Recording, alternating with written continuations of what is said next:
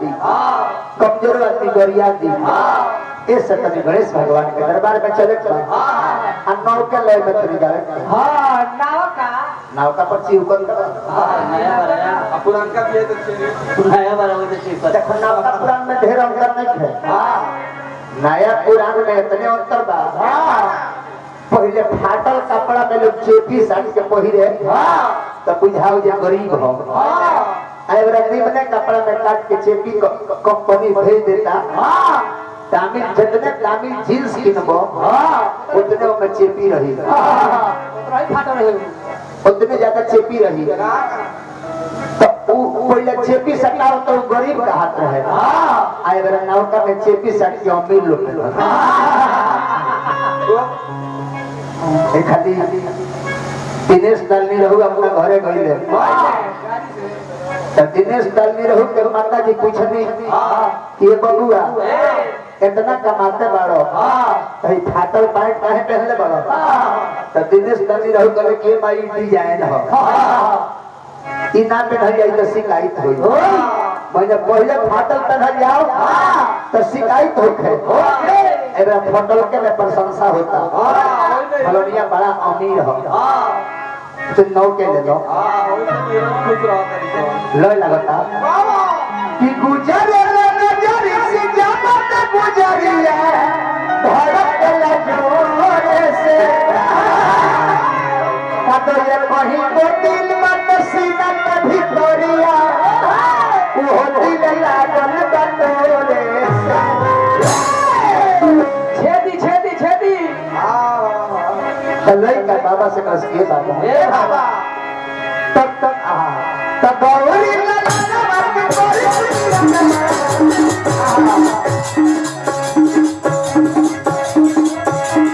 गौरी ललना मत कोरी समझिया ये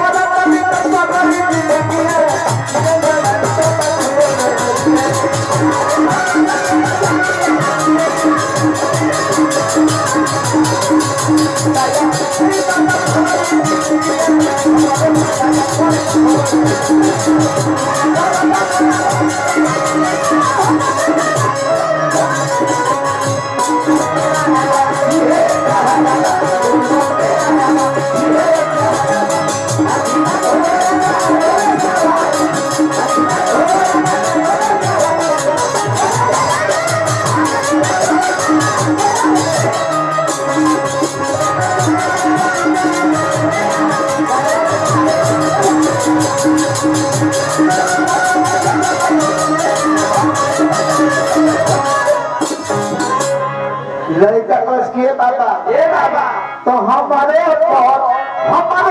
तैयार शादी बता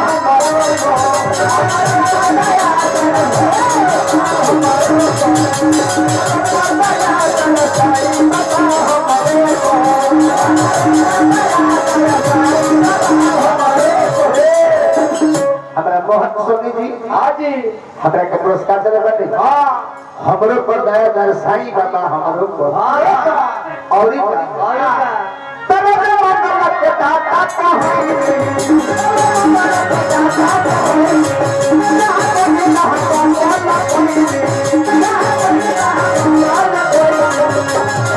ए बाबा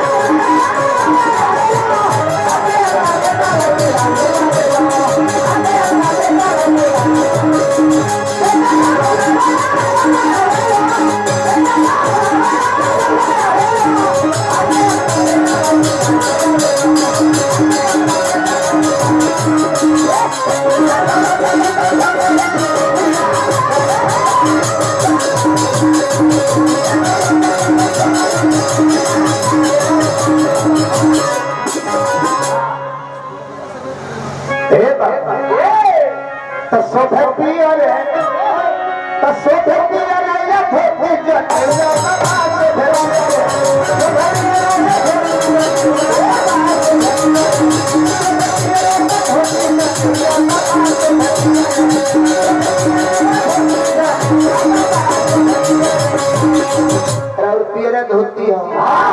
पियरे जनेऊ हो, पियरे लड्डू करुआ भोग लगेला और तना ना बाबा अरे ना रिधि सिद्धि के होई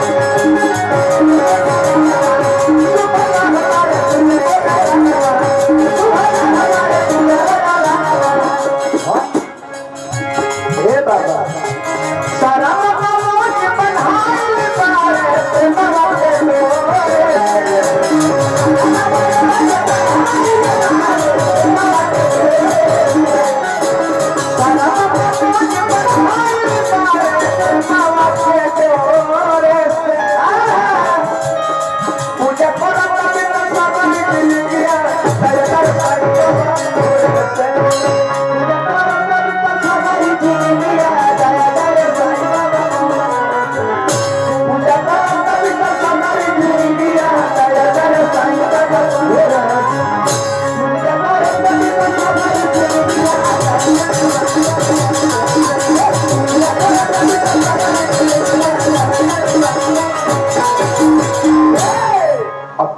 जी से कहो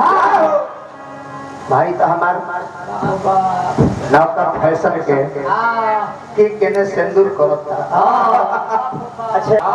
तो कर हाथ उठेला खाली झोटा उठाए खातिर ये सब ज्ञानी भाई चाचा देखो ज्ञानी में और ज्ञानी में यह अंतर हो जेकर शादी हो गई बा ओकर हाथ कब उठेला झोटा उठाए खातिर ना भौजी तो वही खाते उठावा करी तो कर हाथ उठेला को शादी जकर हो गई बा हाथ को के खड़ा बाड़ी आ लड़का आके हैगा हाथ फैलाई तो लड़का के उठावे खाली हाथ फैला के उठा के अपना खुरा में लेनी है तो बिरहल लोग के हाथ उठेला अपना बेटा के गोद में उठावे खाली ताकि सास ससुर के झोंटा उखाड़े यही से तो पहिले देखो ज्ञानी में और ज्ञानी में यह अंतर बा ना चाचा हमारे मेहरारू का लोन सिंदूर कर के कलश की यही में भाता नाती बुझी फेंको जानता नहीं एकरा पहले वाला चुनाव में इनकर मलकिनी बीडीसी रहली बीडीसी के माने चुनाव लड़ रहली लेकिन जब बीडीसी ना रहली तो नौकरी लगल एगो मॉल में सिवान मॉल एगो रहे कौन मॉल हो V2 मॉल में इनकर नौकरी लगल इनकर मेहरारू के 8 घंटा के नौकरी रहे 16,000 में नौकरी लागल ड्यूटी 8 घंटा 10 बजे से 6 बजे तक जब 10 बजे से 6 बजे तक नौकरी कैली तो मैनेजरवा 2 घंटा एक्स्ट्रा रोक कहे कि 2 घंटा मीटिंग करने के लिए एक्स्ट्रा रहना पड़ेगा चाहे पोछा मारे खातिर ना मीटिंग करे खातिर बिहने कौन काम बा ई कहले कि मनोज भाई एगो काम बड़ा गड़बड़ हमरा लागता 8 घंटा के ड्यूटी बा अब मैनेजरवा 10 घंटा रखता मलकनिया के का बात होवे हम कनी जे आखिर ऊपर कोनो कारण होई ना तो हम कहता कि मीटिंग करे खातिर रखत हम कनी कि जा मैनेजरवा से बतियाओ कि ड्यूटिया मेहरारू कर दी है मीटिंग में 2 घंटा खातिर हम आके अटेंड कर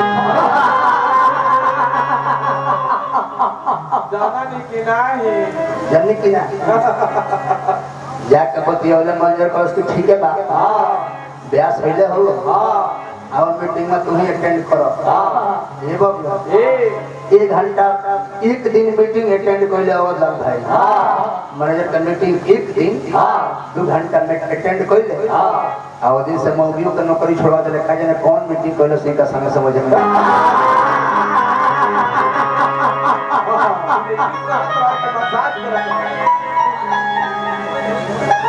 ना तो लय लागल हो निमिया के डार मैया सुनरी है कितना बढ़िया गीत हो नवरात्र आओ तब ये नवरात्र में हमने के घर के बेटी बहन महतारी फूल के डाली में फूल सजा के दिया बाती सजा के संधिया के मंदिर में चली है दिया बारे खातिर तब इहे दिया लोग आवत जाला और इको बाप को तबे कहोई निमिया के डाल मैया लाले दिया सादा लेकिन मंदिर में लोग जाला काहे खातिर मंदिर में लोग जाला केहू घर मांगेला केहू बर मांगेला केहू बेटा मांगेला केहू धन संपत्ति घोड़ा गाड़ी महल गाड़ी केहू चप्पल चुरा दियाला बदले खातिर बाबूला इहे खातिर लोग जाला माने जो जाता है माँ से कुछ मांगने ही जाता है माँ को देने कुछ नहीं जाता क्योंकि माँ सदा देने वाली है माँ अपने बेटे से कुछ लेती नहीं सुन ले बानिए हो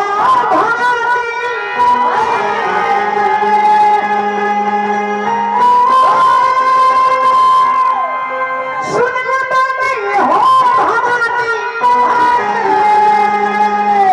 अरे लेके मन पीरा बात पीर माने दुख होला जे भी तरह मंदिर में दुख लेके आवेला ए माई ओकर दुख दूर कर दी अच्छा ये हो बड़ा देख ले जब माई के अंतिम श्रद्धांजलि में जाओ वो माई के बेटा लोग पर जल माई रोली हो कोनो दुख परत हुई तो माई के लगे जाके लोग बैठ जाते हुई अब बेटा लोग से माई पूछत है कि बबुआ अरे काहे मन बन का बात है कुछ भइल बा मोटरसाइकिल के तेल हो रही बा ध्रुव भैया कहते हैं कि ना माई भइल कुछ नहीं है निरोग बानी बाकी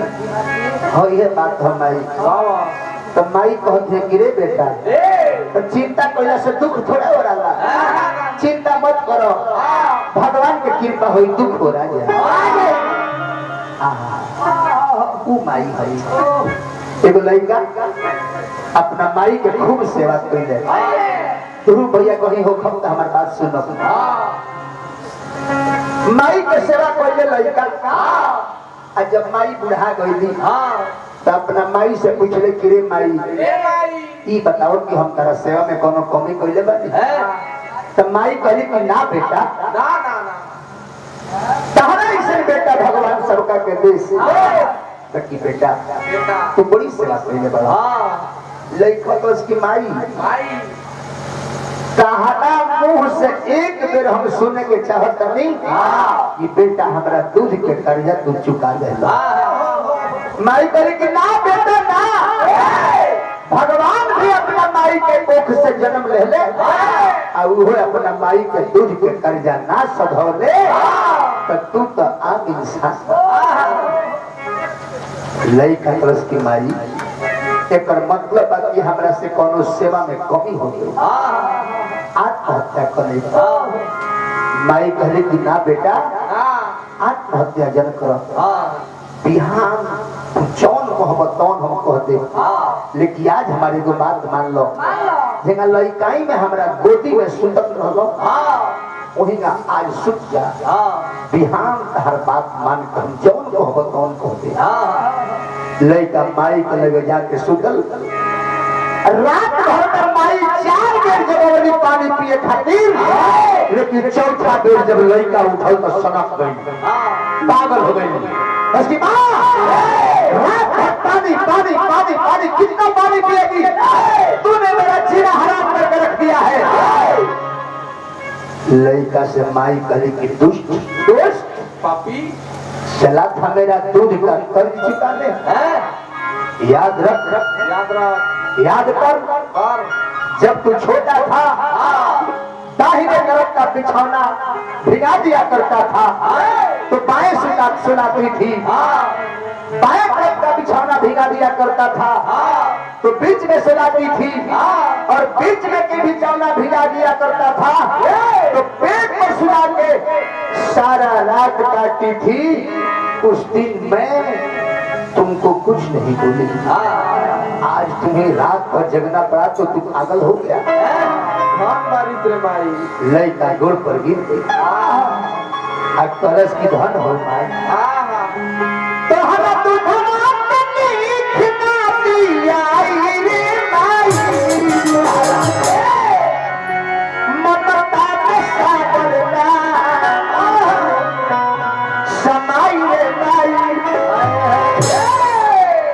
वही माई कह जाता हूँ अबे चल बबुआ रुक भैया सुन ले बानी हो भवानी अरे लेके मन में फिरवा जे भी आगे मंजूर का तो पर बदले रूप फिरवा जे भी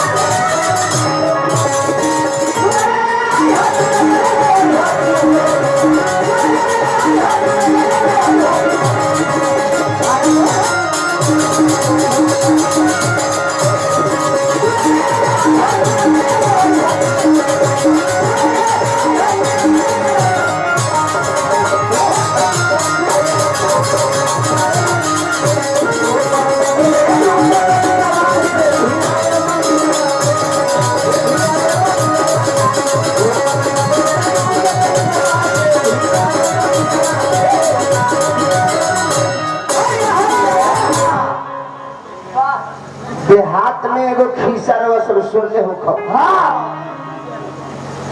मन चंगा तो कठौती में गंगा मन साच बा तो दू गो अगरबत्ती से पूजा कर दे देवता लोग खुश हो जाए अब मन में गंदगी भरल बा अगरबत्ती के फैक्ट्रियों फूक दे तो कोनो देवता खुश साथ से बोलावे की तेरे नाही करे लो छोटा भर तू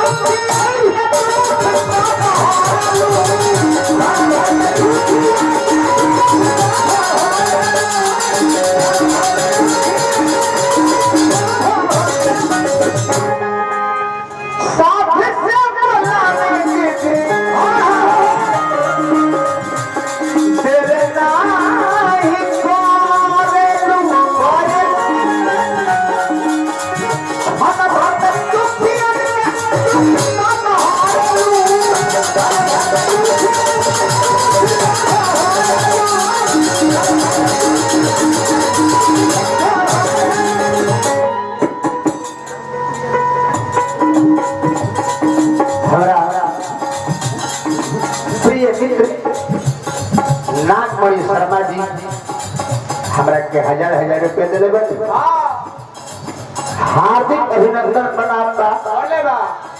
ये दान से कल्याण हो बल बुद्धि विद्या परिवार में बढ़ो हार्दिक अभिनंदन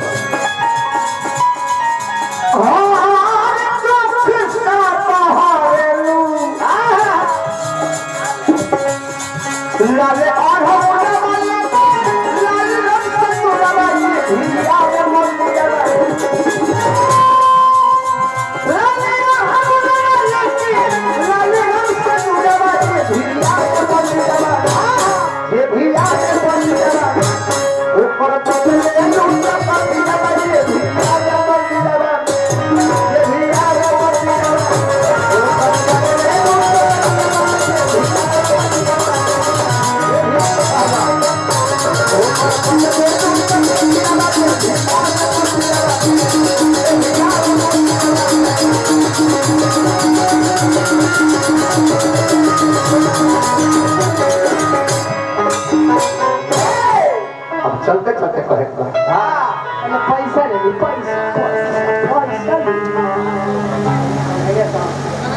कन्हैया साउंड जरा साफ को हम जावत नहीं सर यही साउंड से प्रोग्राम होता बड़ी निमन और साउंड बजता आ ढेरे ढेरे हमरा के रुपया भेजले बने हमनी गांव में 80 गो रह गइल बा राउर मनोकामना पूर्ण हो और वह स्वस्थ रही मस्त रही भगवान से प्रार्थना करो तो कहे बता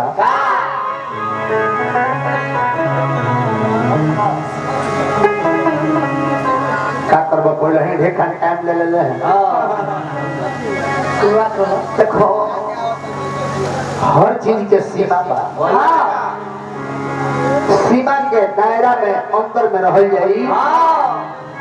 त निमन लगी शोभनीय होई आ सीमा से बाहर उठल तो अशोभनीय होई बंधन करे पता कितना देर करे के बा ई जाने के बा क्या करे घबरा गई तनी हनुमान जी के गोल लागलो फिर भी लोए हो शायराना सी है जिंदगी की फजा आप भी जिंदगी का मजा लीजिए शायराना सी और लाल भाई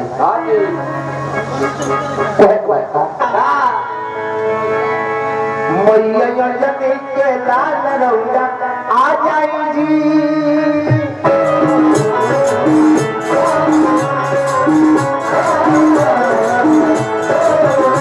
मैया जमी के लाल रौदा आ जाई जी आके लइका के लगिया बचा जाई लाल रौदा आज बचा लगिया बचा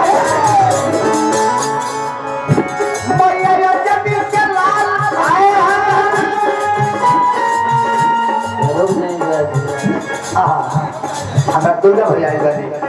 कहां बने भैया उप मुखिया के पंचायत के हमरा दुर्गा भैया हमरा के स्वागत करता नहीं हां एगो ठेकैता के नाम दिवा दी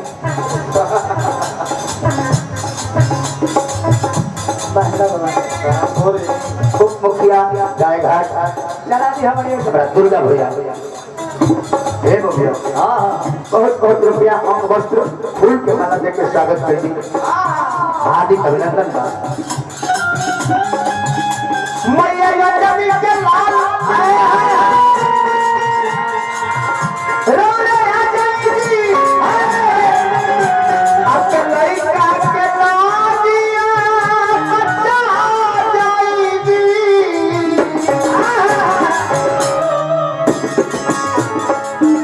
दुर्गा भैया के असरा पूरा जाएगी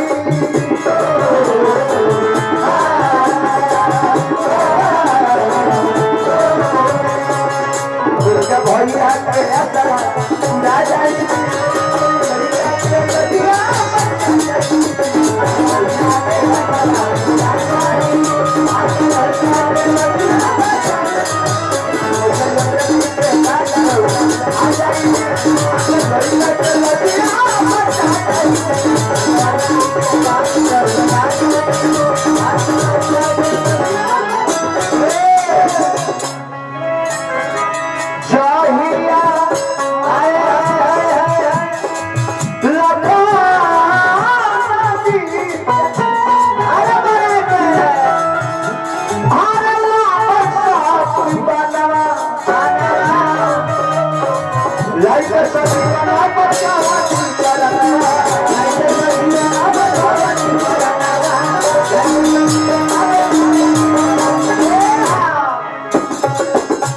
क्या बात है हम तनी आग्रह करो व्यास भाई सुमन सुरीला जी से सुमन सुरीला जी हमरा आवाज के सुन तनी तो तनी हमरा मन आए जाई पैसा ले ली पैसा आई गाय घाट के पंचायत के मुखिया जी बाबू श्री टुनटुन सिंह जी हमारे का पुरस्कार दिले बानी 100 100 रुपया आए जाए सुमन भाई आइए हार्दिक अभिनंदन का व्यास हाँ आइए भैया हमने के परम मित्र सुमन सुरीला जी आवत नहीं राउर स्वागत का मंच पर जय भैया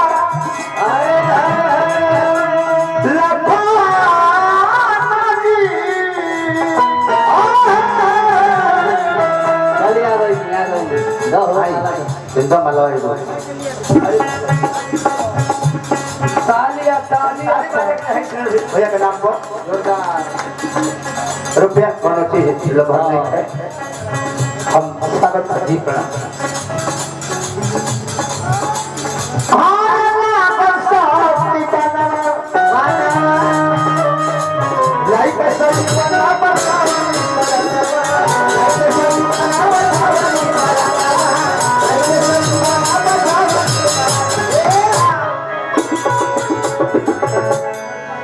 अब जाओ के राम से मिला